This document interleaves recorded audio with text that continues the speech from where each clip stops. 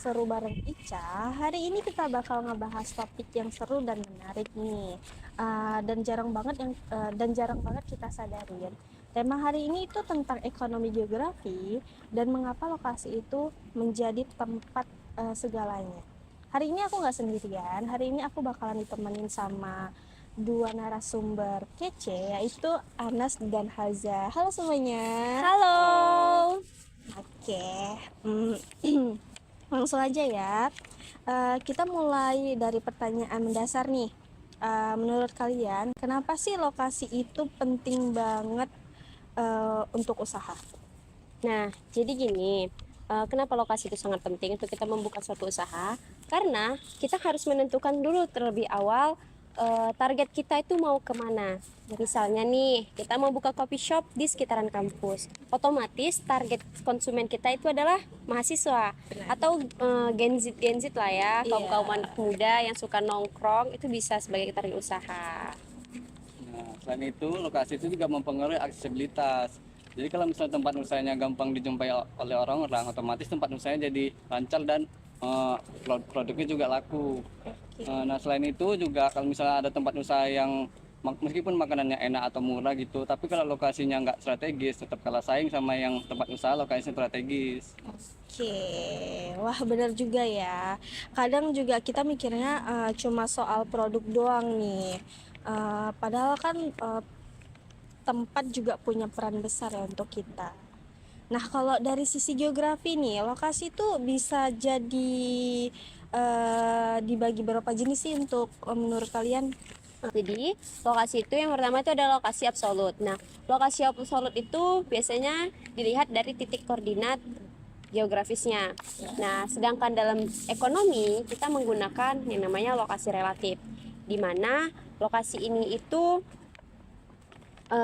tempatnya itu bisa sebanding lah. Contohnya seperti stasiun atau pusat-pusat keramaian lainnya. Nah, dan itu juga ngaruh ke biaya operasionalnya juga. Jadi kalau misalnya tempatnya lebih strategis, otomatis biaya sewa tempatnya jadi lebih mahal. Tapi ya pelanggannya jadi lebih banyak. Jadi ya harus pintar-pintar gitu, hitung untung ruginya. Oke, kita lanjut ya. Aku di sini juga penasaran nih, kenapa sih pusat ekonomi tuh jadi kayak selalu ngumpul gitu di suatu tertentu saja. Contohnya tuh kayak Jakarta yang jadi pusat perbisnisan. Itu menurut kalian gimana? Nah, itu jadi namanya aglomerasi. Jadi kalau misalnya banyak tempat usaha ngumpul di satu tempat, itu mereka saling menguntungkan. Kayak ada efisiensi transportasi, kemudian peluang kerja lebih banyak, dan juga akses pasar yang lebih luas. Oke. Iya, biasanya pusat ekonomi itu terbentuknya juga karena ada faktor sejarahnya juga gitu kan. Misalnya nih pelabuhan yang dulunya jadi pusat perdagangan, sekarang menjadi berkembang dan menjadi sebuah kota besar. Contohnya itu seperti Semarang atau Surabaya. Oke, jadi bukan cuman kebetulan ya, tapi kayak ada sejarah, perencanaan dan kebutuhan ekonominya juga yang membentuknya gitu.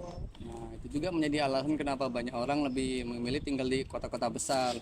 Eh, Peluang ekonominya lebih banyak dan juga tapi bisa menimbulkan tantangan baru kayak persaingan dan juga kemacetan dan kesenjangan yang ada di dunia masyarakat.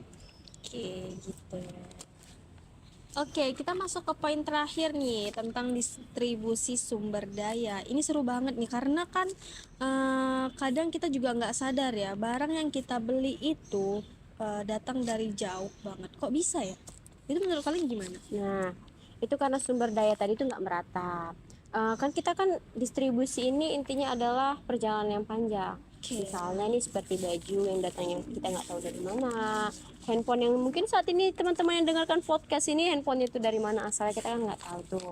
Nah, contohnya itu kalau di yang bisa kita lihat itu adalah tambang emas. Nah, tambang emas ini kan biasanya banyak di Papua, tapi pabrik pengelolaannya itu bisa ada di Jawa gitu kan. Oh, Masuk akal kan? iya.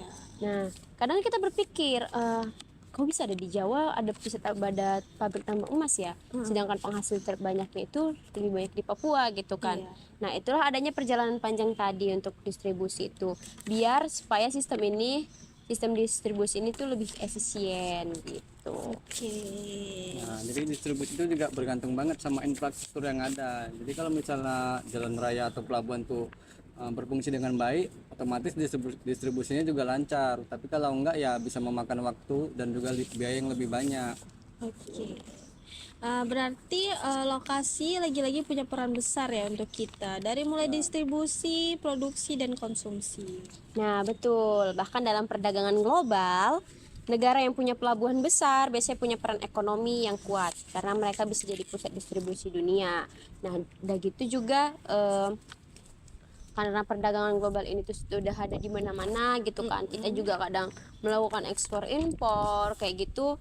Ya, ini makanya sangat betul-betul berguna lah. Apalagi Indonesia kita kenal dengan penghasil sumber daya alam yang sangat melimpah. Oke. Nggak kerasa nih kita udah ngobrol banyak ya hari ini. Jadi kalau misalnya disimpulkan nih, lokasi itu memang menentukan segalanya ya, dari usaha kecil sampai jaringan ekonomi global. Iya, benar.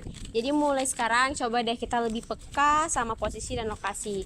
Nggak cuma di peta, tapi juga dalam keputusan hidup. Asik, keputusan hidup.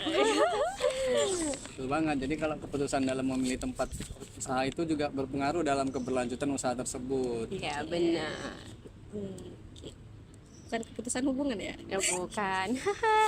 Jadi yang intinya bahwa lokasi itu bisa membuat kita untuk dalam geografi ekonomi ini mempermudah lah ya, mempermudah Iya, benar. setiap apa yang mau kita lakuin gitu kan. Kayak kita mau buka coffee shop tadi gitu kan, atau buka seperti ini, gak usah jauh-jauh. Kita sudah tahu bahwa ada namanya mie gacoan seperti yang ada di sini tuh kan, Mbak. Rame Benar. banget ya guys. Mie gacoannya itu benar, apalagi targetnya rata-rata mahasiswa, banyak anak kos. Dengan harga murah, perut kita juga bisa kenyang. Tiba-tiba juga sebelahnya ada kopi kenangan ya sekarang. Iya. Iya. Oke, thank you Haza, guys. Oke, thank you untuk Haza dan Anas udah mau ngobrol bareng hari ini. Dan makasih juga untuk kalian yang udah dengerin sampai di sini saja untuk hari ini. Jangan lupa untuk subscribe, like, dan komen. Oke, Sampai ketemu. bye-bye. Bye-bye. See you guys.